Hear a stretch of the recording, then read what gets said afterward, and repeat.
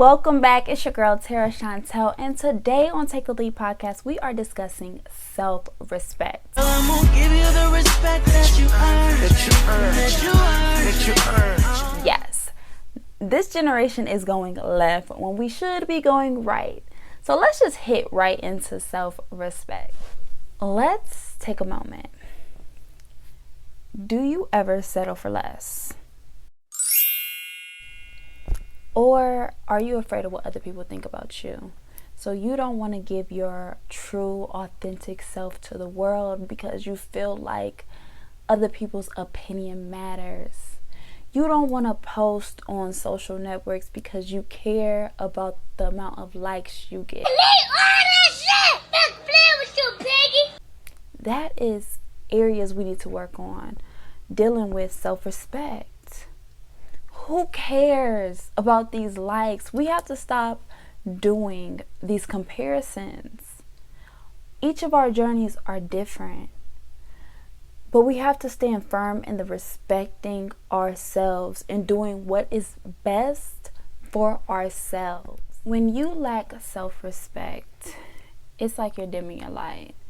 For instance, let's say if you never spending time with yourself, you never want to say no. You undervalue your strengths and your gifts that God has blessed you with. Hallelujah, hallelujah.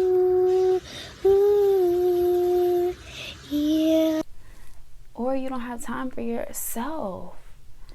Those are signs where you're lacking self-respect in those areas in your life. I have dealt with this in my past, being a people pleaser, being a yes man, because I felt like, oh, if I say yes, you're going to like me. But then I'm lacking the time for myself that I need in order to pour into others. So we have to begin to take the time for ourselves so we can be a vessel for others to grow from and for other people to learn from us. If we don't make time for ourselves, we cannot pour into other people's lives. So Take the Lead is discussing self-respect, and I just want to give you 3 helpful tips on how to build self-respect. Number 1, affirming your worth. It's okay to be alone. Let's let that be known right now. You will not be labeled as an oddball or being weird or a loner just because you're taking the time for yourself. This is something to all you haters out there. Stop hating, okay? That has to start. You have to fill your cup up so it can overflow, so it can pour into others' cup. But if you don't take the time to affirm your worth, to look yourself in the mirror, you have to begin to do this exercise. I challenge you, because we look in the mirror every single day. So it's no reason why you can't do this exercise.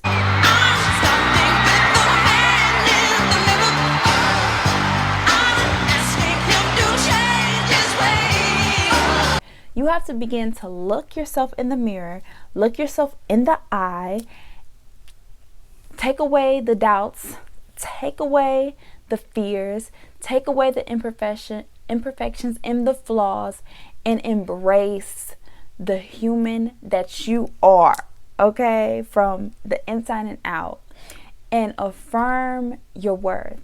By affirming your worth, you begin to use sentences like I am.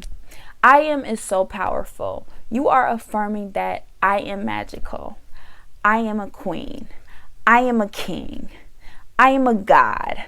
I am a goddess. And yes, you have to be bold like that, with these bold statements affirming your worth. Once you speak life into yourself, other people are going to see the glow, because you're going to outwardly spread that. Mindful of your posture. Be mindful of your head. Hold your head up high. You are deserving of this world and what the world has to offer. Do not slouch. Do not bend your back over. You need to stand up high with integrity. and look people directly in the eye and make eye contact with them. That shows how much respect you have and how much respect you have for other people. Number 2, set rules and set boundaries. Okay. I know rules may turn you off, but these rules are clear communication to people you are involved with. Dealing with a friendship, a relationship, a business partner, you have to have set rules and set boundaries. Everyone is clear on this, okay? So let's be clear. We come from 2 different worlds. We are all raised differently. Some people may think it's okay to walk in the house with shoes on. He's gonna be very upset. Yeah, Some people may think that it's better for you to take off your shoes at the door. You have to let that be known. When you get in my house, take your shoes off. Those are rules that you have to set, because this comes with self-respect, okay? But when you communicate that, they are going to respect that. They are going to take that into consideration. But if they do not follow your rules, if they do not follow your boundaries, then you have to throw up the deuces and keep stepping, because you don't even want that type of energy. You don't want that type of person in your life. But it starts with communication. It starts with setting up the boundaries right from the jump, right when you get involved with someone. Allow, or this is what I will not allow, because what you allow will continue. So let's be clear on this. We're going to cut that in the butt right now, that you are not going to continue to do that to me, because I feel disrespected. So once you are clear with that, and if they continue with this behavior, then you know it's time to let that go, and you have to move accordingly. Number 3, practice self-love. Self-care nurtures self-respect. You have to begin each and every day with a set routine. And this is a non-negotiable. You have to do this in order to maintain your self-respect, because you have to teach people how to treat you. And if you treat yourself with respect, if you treat yourself with love, people are going to return that favor to you as well. But by practicing self-care, you are feeding your spirit. You are indulging in mindful activities. You are getting your spirit up. You are pouring life into your well-being. You're taking care of yourself. You're getting enough sleep. You're exercising on a daily basis.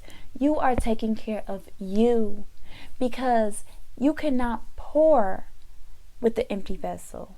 So you have to make sure you are straight before you make sure other people are straight.